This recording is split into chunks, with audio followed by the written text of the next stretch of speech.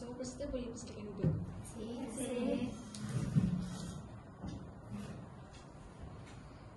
Okay, Assalamualaikum dan salam sejahtera semua. Waalaikumsalam.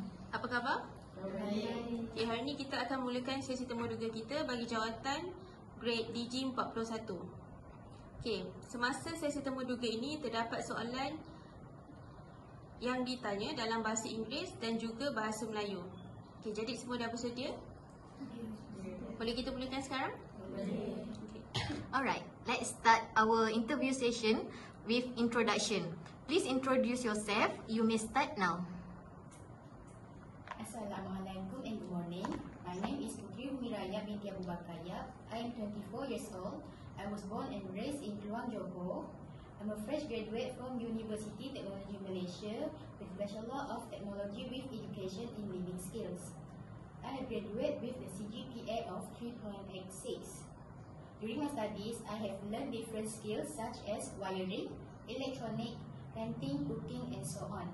My highest achievement in University Technology Malaysia is I have won a silver medal in 3D glider competition, and I had experience as a training teacher in SMK Taman Sutera for 5 months. I call myself a high motivation, fast learner to a new environment, and I'm able to work independently, and I efficient in doing work.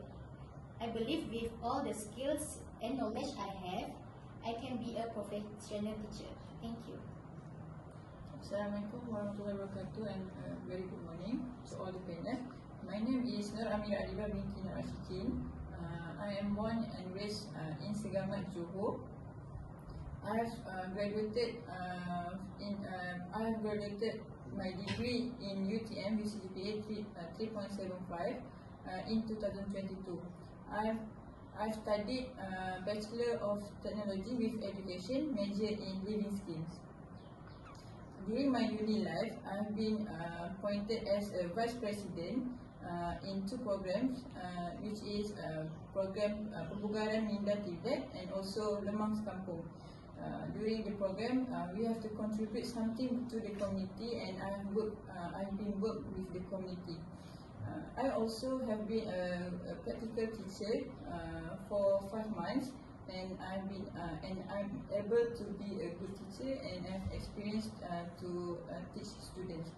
So I believe with the experience that I have during my practical teacher and also during my studies life, I can be a very professional teacher and a good teacher to Malaysia.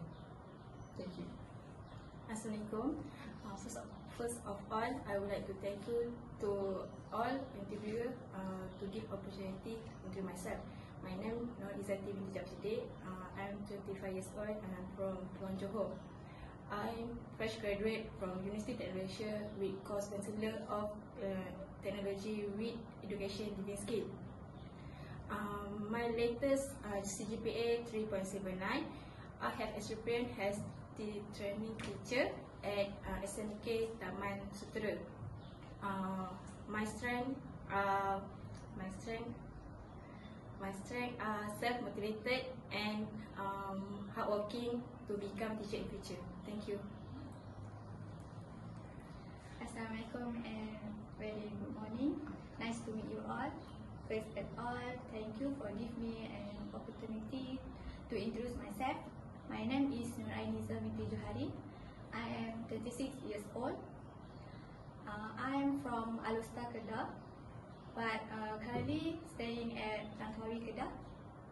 I am fresh graduate from University Technology Malaysia in Bachelor of Technology with Education, Living Skill.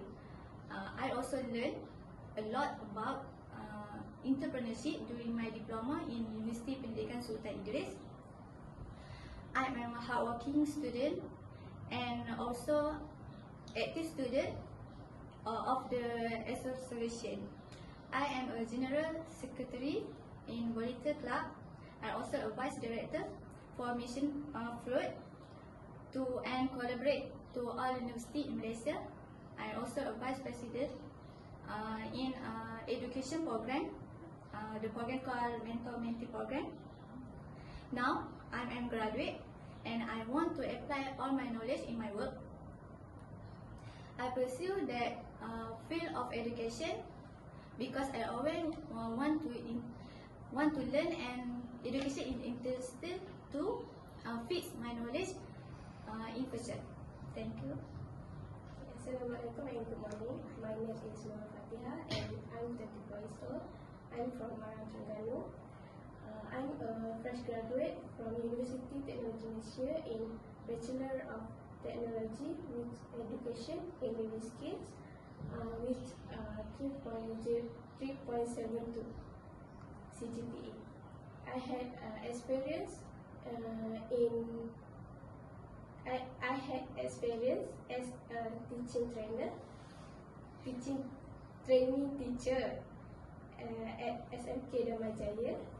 I have learned a lot of skills such as architecture drawing, cooking, wiring, welding, and so on. I have my personal strength is positive.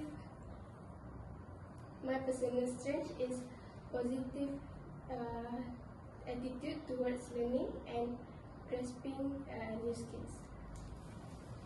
Thank you. Okey. Ini adalah berkaitan dengan pengetahuan umum anda. Okey, soalannya adalah terangkan secara ringkas ciri-ciri keselamatan yang terdapat pada wang kertas Malaysia. Izinkan saya untuk menjawab soalan ini. Ciri-ciri keselamatan Malaysia ada yang tersembunyi dan ada yang telah diketahui umum. Jadi antara ciri-ciri keselamatan wang kertas Malaysia adalah seperti benang keselamatan, di mana benang keselamatan ni ditenun di bahagian belakang wang kertas, di bahagian atas dan bawah.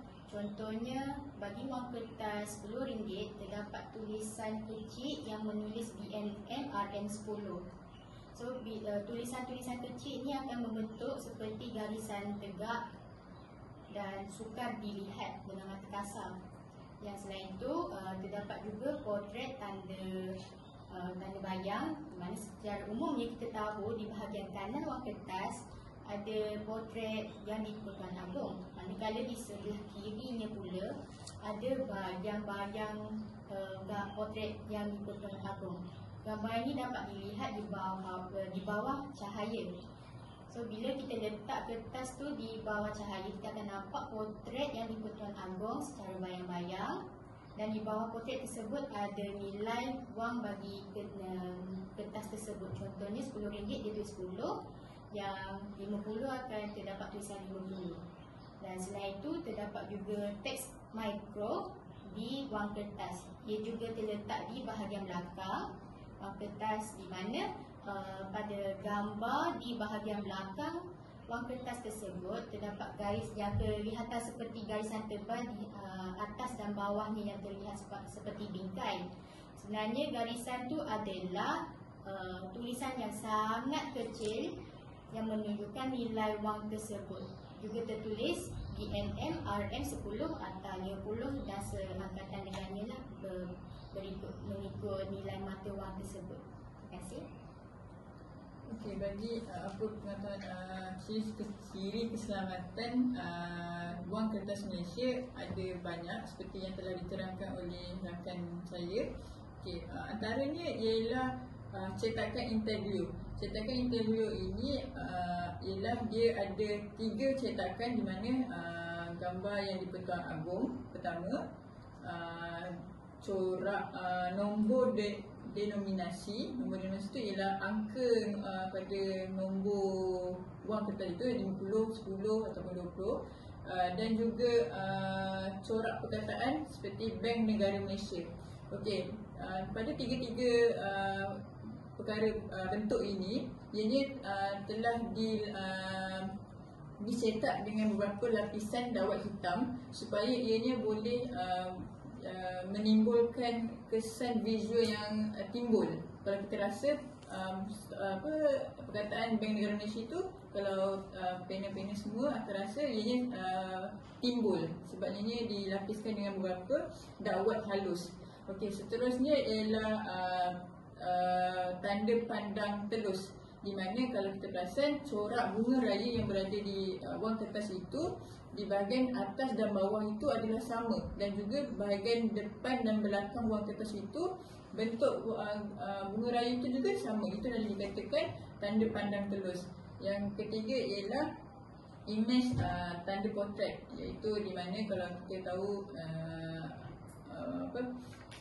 yang di Pertuan Agong berada, image yang di Pertuan Agong itu berada di belah kanan, dan petak yang kosong di belah kirinya itu adalah image bayang yang di Pertuan Agong. Tetapi kalau kita nak lihat image bayang yang di Pertuan Agong itu, kita perlu lihatnya dengan menggunakan cahaya, tidak boleh di kawasan gelap. Kawasan gelap kita akan nampak pun image sama-sama yang di Pertuan Agong itu. Jadi kalau kita nak lihat, kita kena lihat di bahagian yang bercahaya, dan juga angka bayangan juga yang mengikut nilai jumlah wang itu juga akan dilihat di bawah image bayangan yang di Pertuan Agong itu tersebutlah. Terima kasih. Ciri-ciri keselamatan wang kertas Malaysia mempunyai 3 yang saya faham. Nanti ada mempunyai banyak, tapi saya boleh sebut 3. Yang pertama, kualiti wang ringgit, di mana wang kesat dan wang plastik mempunyai cetakan timbul pada bahagian yang di Pertuan Agong. Yang kedua, lihat membelakangkan wang kertas pada cahaya untuk melihat angka, contohnya macam RM1, RM5 untuk pada kertas wang polimer. Lepas tu, yang ketiga sekali, serat benang keselamatan mempunyai pergerakan imej dan perubahan warna pada benang serat pada wang kertas tersebut. Terima kasih. Terima kasih atas soalan yang pertama. Yang kedua lah, kita masuk pendahuluan. Okay, saya setuju dengan apa yang diberikan oleh kandidat 1, 2 dan 3. Okay, untuk ciri-ciri keselamatan wang kertas ni, kalau kita tengok cetakan tu, kertas dia akan keras, macam kesat-kesat. Dia bukan keras yang licin, jadi dia akan keras dan kesat. Bila kesat, bila kita akan geserkan tangan, dia akan membuatkan cetakan timbul. Dia ada cetakan timbul. Kalau berbanding dengan kertas biasa yang keras, dia tak ada satu cetakan yang dikhaskan untuk timbul tu. Okay, untuk yang kedua, kita ada pandangan telus. Pandangan telus ni kalau kita tengok duit kertas yang sekarang kan ada yang plastik kat tengah tu macam RM5, RM1. Kalau kita angkat pun kita dah nampak yang bawah macam tu. Kalau duit tiruan dia tak akan nampak true yang bawah, dan dia tak akan ada satu point yang RM5 kat plastik yang tu, yang telus tu. Okey, untuk yang ketiga, ciri-ciri keselamatan ni dia ada potret bayang seperti yang kandidat kedua cakap tadi. Potret bayangan ni bukan senang nak buat potret bayangan tu. Kalau untuk tiruan ke ataupun teknologi canggih, dia limited. Jadi dia akan ada yang di Pertuan Agong dekat sebelah kanan, tapi dia ada simbolik bayangan di sebelah kiri.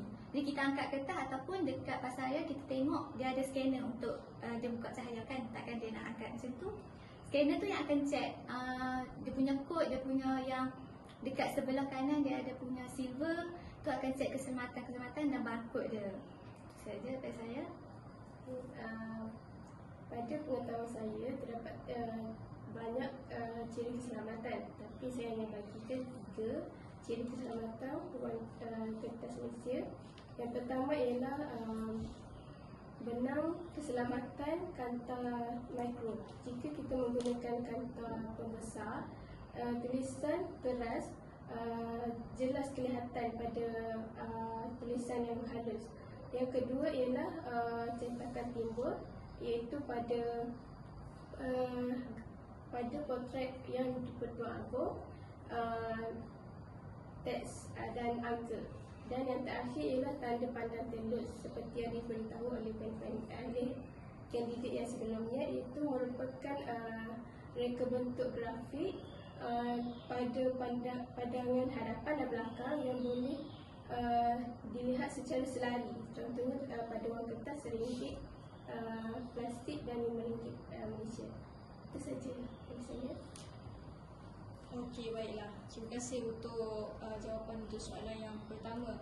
Jadi untuk yang daripada saya adalah soalan yang terakhir, iaitu berkenaan dengan kaedah pengajaran dan pembelajaran.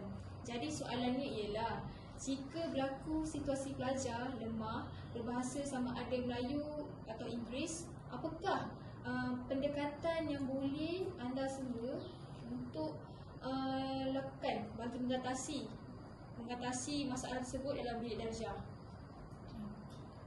Pada pandangan saya, pendekatan yang sesuai digunakan untuk menghadapi situasi yang diberi adalah pendekatan berpusatkan murid, di mana menggunakan pendekatan ini, murid yang akan mengambil alih sedikit pengajaran di dalam kelas. Ini tidak bermakna gurunya tidak berfungsi dalam kelas, tetapi guru hanya sebagai fasilitator atau pembimbing sahaja. Apabila berlaku masalah atau perkara yang tidak difahami, masa itulah guru akan mengambil alih dan memberi nasihat dan bimbingan sedikit pada pelajar untuk mereka menyelesaikan masalah yang dihadapi. Berdasarkan pendekatan berpusatkan murid ini, pelajar akan menjadi lebih aktif di dalam kelas, dan secara tidak langsungnya mereka akan menghasilkan idea-idea baru melalui pemikiran yang kreatif dan kritis, di mana disebabkan mereka yang akan ambil alih pengajaran di kelas, jadi mereka akan banyak berbincang sesama rakan-rakan, dan melalui ini juga pelajar yang berbeza kebolehan akan mendapatkan bantuan sesama mereka.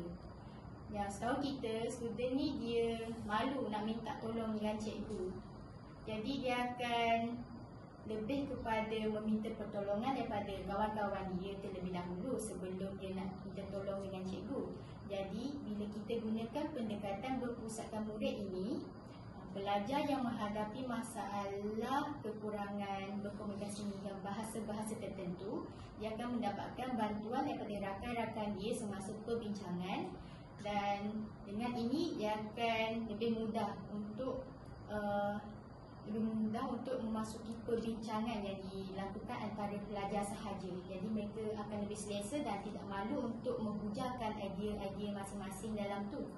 Jadi melalui pendekatan ini juga, penilaian akan dibuat menggunakan buku skrap, folio ataupun penilaian rakan sebaya. Jadi tidak ada masalah untuk pelajar yang berbeza kebolehan untuk memahami pengajaran yang disampaikan, kerana pengajaran yang disampaikan tersebut adalah lebih daripada apa yang disampaikan oleh kawan-kawan dia sendiri. Lebih mudahlah untuk berlakunya komunikasi dua hala. Itu sahaja dari saya. Terima kasih. Dalam antara pendekatan yang boleh dilakukan oleh guru kepada pelajar yang kurang kemahiran dalam berkomunikasi dalam bahasa Melayu dan bahasa Inggeris adalah antaranya guru ini boleh meletakkan ataupun menempatkan pelajar berhampiran dengan beliau. Pelajar yang ditempatkan berhampiran dengan guru ni adalah pelajar-pelajar yang lemah dalam berkomunikasi dalam bahasa Melayu dan bahasa Inggeris.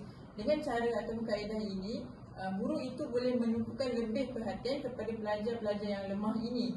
Jika diletakkan berjauhan dengan guru ataupun dudukkan dengan sekali dengan orang-orang pelajar-pelajar yang mahir, jadi pelajar ini akan tertinggal sebab guru akan tidak memberikan tumpuan yang sepatutnya kepada pelajar yang lemah ini.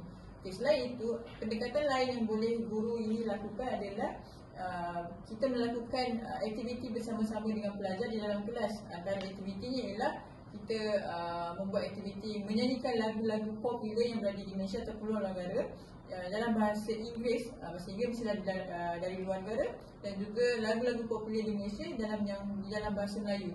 Ini akan menjadikan pelajar ini lebih mudah untuk faham bahasa-bahasa dan juga meningkatkan lagi kemahiran mereka dalam berkomunikasi dalam dua bahasa ini, iaitu bahasa Inggeris dan bahasa Melayu, kerana setiap lirik-lirik yang ada dalam lagu ianya merupakan penggunaan bahasa yang bahasa pasar ataupun bahasa rasmi. Jadi ini boleh meningkatkan lagi komunikasi mereka. Okey, selain pendekatan lain yang boleh kita gunakan adalah guru ini juga boleh mengambil sedikit waktu sebelum mereka memulakan pengajaran di dalam kelas, iaitu dengan melakukan aktiviti seperti mari membaca selama 5 minit. Kita tak perlu mengambil masa yang lama kerana aktiviti ini juga kita boleh menyuruh pelajar-pelajar ini membawa bahan bacaan sendiri dari rumah seperti surat khabar, buku dan juga majalah. Mengikut kesukaan mereka, majalah mana yang mereka nak bawa ataupun majalah mana yang ataupun buku mana yang mereka nak baca, dari majalah-majalah ini ataupun surat khabar ataupun buku ini kita boleh bawa mengikut hari. Contoh, minggu ini guru ini akan kata, okey, minggu ini kita akan menggunakan bahan bacaan bahasa Inggeris. Jadi pelajar-pelajar ni perlu membawa bahan bacaan bahasa Inggeris, surat khabar bahasa Inggeris, buku bahasa Inggeris dan majalah bahasa Inggeris, dan juga kalau guru kata bahasa Melayu, pelajar juga perlu membawa bahan bacaan dalam bahasa Melayu.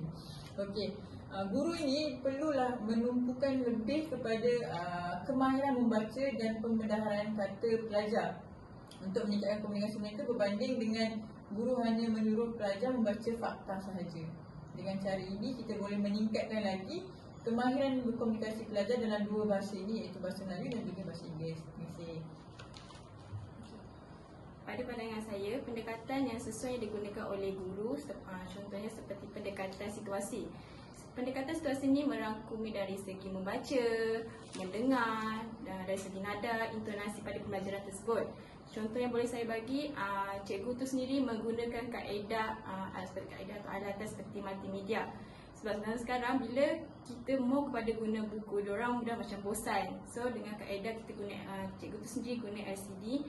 Umpama macam budak-budak tu tengok wayang dalam kelas. So dia walaupun benda tu bahasa Inggeris, dia faham flow tu. Walaupun dia translate bahasa Inggeris, dia faham cara keadaan tu, fahaman dalam LCD tu sendiri. So dengan cara tu dia slow akan minat dengan benda yang macam tu. Okey, terima kasih. Pada pendapat saya, untuk pendekatan untuk pelajar yang tidak faham bahasa Melayu atau bahasa Inggeris ni, pendekatan yang saya akan buat ialah pendekatan secara induktif. Pendekatan secara induktif ni kalau secara rawaknya kita kata pendekatan ni lebih kepada pelajar. Tapi dalam masa yang sama guru akan membimbing lah, saya akan membimbing.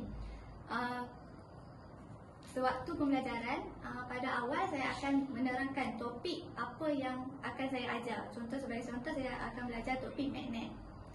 Jadi saya akan bagi bahan, saya akan mengajar lebih kepada menggunakan bahan dan more kepada apa yang kita guna bahan, belajar faham. Jadi bila kita guna bahan dan kita bermain, daripada kita bercakap, daripada sepanjang kelas, murid pun tak faham. Jadi saya akan kita akan sediakan bahan dan contoh saya ajar magnet, saya akan asingkan bahan magnet dan campurkan bahan magnet dan bahan bukan magnet. Jadi pelajar akan buat aktiviti itu dan saya akan beri arahan secara jelas dan tidak bercampur-campur. Arahan ni. Saya akan beri jelas untuk dia asingkan yang mana satu magnet, yang mana satu bukan magnet. Jadi lepas pada aktiviti itu saya akan buat meminta murid untuk memberi kesimpulan. Dalam kesimpulan yang pelajar buat tu, saya akan memberi kesimpulan saya juga. Jadi saya akan masukkan topik yang saya akan ajar. Contoh refleksi yang pelajar bagi tu salah, jadi saya akan betulkan dalam masa yang sama daripada kesimpulan yang pelajar tu buat. Daripada situ pelajar mudah faham dengan arahan yang kita beri, walaupun arahan yang kita beri tu sikit. Contohnya kita akan cakap letak asingkan magnet dengan bukan magnet, walaupun simple ataupun ringkas, tapi pelajar tu faham. Sebab untuk fahamkan dengan ayat yang panjang, pelajar kan tak faham bahasa Inggeris dan ada yang tak faham bahasa Melayuan. Jadi kita banyak gunakan aktiviti bahan dan bermain dengan pelajar untuk mudah faham, untuk mudah serap dalam otak mereka. Terima kasih. Pada pandangan saya akan menggunakan pendekatan bimbingan rakan sebaya. Seperti kita tahu, rakan sebaya adalah merupakan peranan yang agak penting dalam pembelajaran seseorang pelajar. Jadi saya menggunakan inisiatif mencari seorang rakan yang boleh berinteraksi dan berkomunikasi dengan baik terhadap seorang pelajar yang lemah bahasa Melayu dan bahasa Inggeris. Berdasarkan pengalaman saya semasa latihan mengajar, terdapat seorang pelajar dia berbahasa Cina dan tak memahami bahasa Melayu ataupun bahasa Inggeris. Jadi saya menggunakan seorang rakan yang memahami apa yang saya ajar dan menerangkan kepada rakan mereka yang mengalami masalah tersebut. Itu saja. Okey. Sebelum kami tamatkan sesi temu duga, adakah anda semua mempunyai sebarang soalan yang ingin diajukan kepada kami? Okey, jika tiada sebarang persoalan yang ingin diajukan, saya tamatkan sesi temu duga setakat ini saja. Tahniah kepada semua peserta dan terima kasih.